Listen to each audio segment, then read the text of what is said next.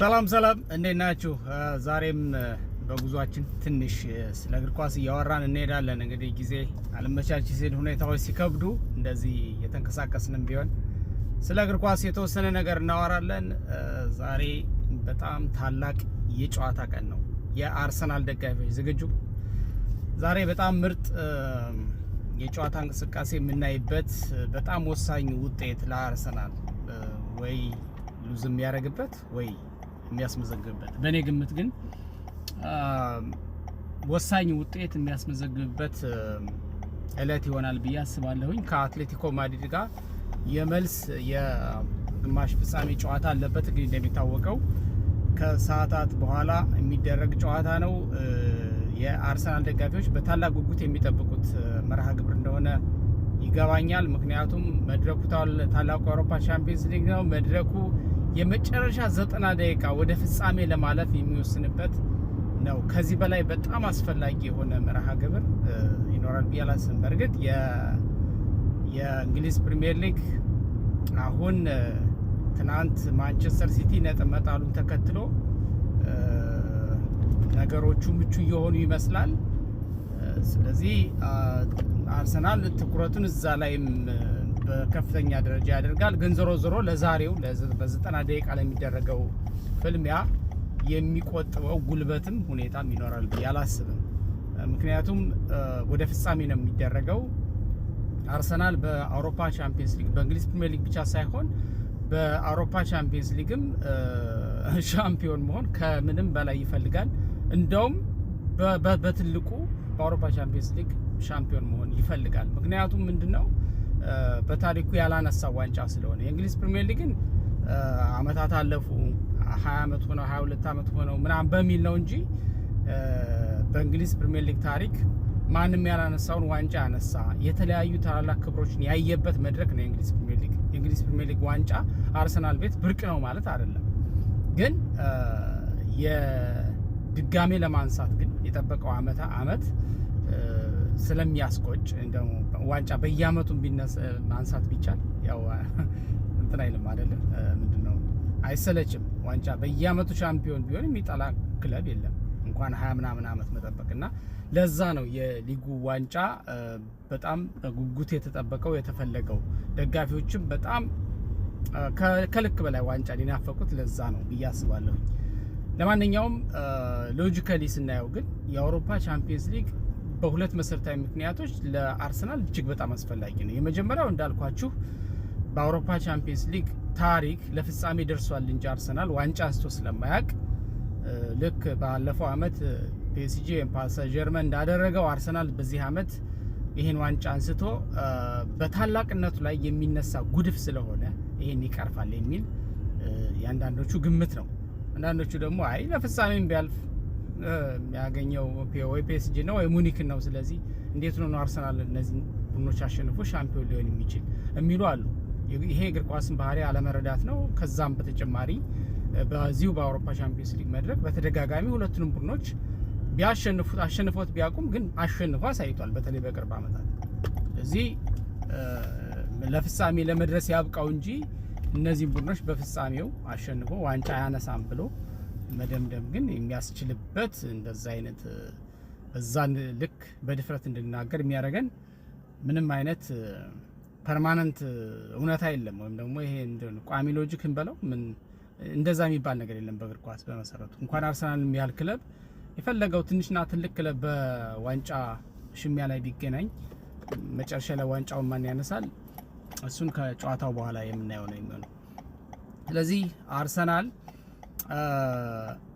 ዛሬ አትሌቲኮ ማድሪድን የሚያሸንፍ ከሆነ እና ለፍጻሜ የሚደርስ ከሆነ በየቀኑ ከዚህ በኋላ በሚያደርጋቸው እንቅስቃሴዎች ድል ሲያስመዘግብ አዳዲስ ታሪክ ነው እየሰራ የሚቀጥለው አርሰናል። ለምሳሌ እስካሁን ምንም ያልተሸነፈ ነው በአውሮፓ ቻምፒየንስ ሊግ የውድድር መድረኩ። ከምድብም በደረጃም ያው የምድቡን አንደኛ ሆኖ እንዳጠናቀቀ እናውቃለን። ሁሉንም ጨዋታዎች በማሸነፍ ከዛ በኋላ ወደ ሩብ ፍጻሜ መምጣት ሲጀምር ነው አቻ ውጤቶች የተመዘገቡ። ውጤቶች ከበድ እያሉ ሲመጡ ያም ሆነ ይህ ግን እስካሁን ድረስ አርሰናል በአውሮፓ ቻምፒየንስ ሊግ መድረክ በ2025-26 የውድድር አመት አሁን በያዝ ነው እስካሁን አንድ ጊዜም ሽንፈት ያላስተናገደ ቡድን ነው። ብቸኛው ቡድን ብቻ ሳይሆን ብቸኛው ያልተሸነፈው ባየር ሙኒክ ነበረ። ያው የደፈረው ራሱ አርሰናል ላይ ያሸነፈው። ስለዚህ ወደ ፍጻሜ አለፈ ብንልና አርሰናል ከዛ በፍጻሜ ደግሞ ሻምፒዮን ሆነ ብንል፣ ምክንያቱም 2 ጨዋታዎች ናቸው። ወደ ፍጻሜ ለማለፍ አንድ 90 ደቂቃ ጨዋታ ብቻ ነው። እሱን ከጨረሰ ከዛ በኋላ ሻምፒዮን ለመሆን ደግሞ የ90 ደቂቃ ጉዳይ ነው የሚወስነው። ስለዚህ ሻምፒዮን ሆነ ማለት ሻምፒዮን እስከሆነበት ጊዜ ድረስ አንድም ጨዋታ ሳይሸነፍ ውድድሩን አጠናቀቀ ማለት ነው። በእርግጠኝነት የአውሮፓ ቻምፒየንስ ሊግ ዋንጫ ሌሎች ቡድኖች ከዚህ በፊት ሲሸለሙት የነበረውን ዋንጫ እንደማይሸለም ግልጽ ነው። ያ እንዳለ ሆኖ ተጨማሪ የወርቅ ዋንጫ ልክ በኢንቪዚብል ይባል የነበረው የአርሰናል ቡድን በ2003-4 የውድድር ዓመት ይመስለኛል ያኔ ያነሳበት ጊዜ የወርቅ ዋንጫ መሸለሙን እናውቃለን። በእንግሊዝ ፕሪሚየር ሊግ ታሪክ የወርቅ ዋንጫ ሸልፉ ላይ ያስቀመጠ በሊግ ውድድር አርሰናልና አርሰናል ብቻ ነው። ስለዚህ ያንን ታሪክ በአውሮፓ ቻምፒየንስ ሊግ ይደግመዋል ማለት ነው። ይሄ ቢግ ዲል ነው።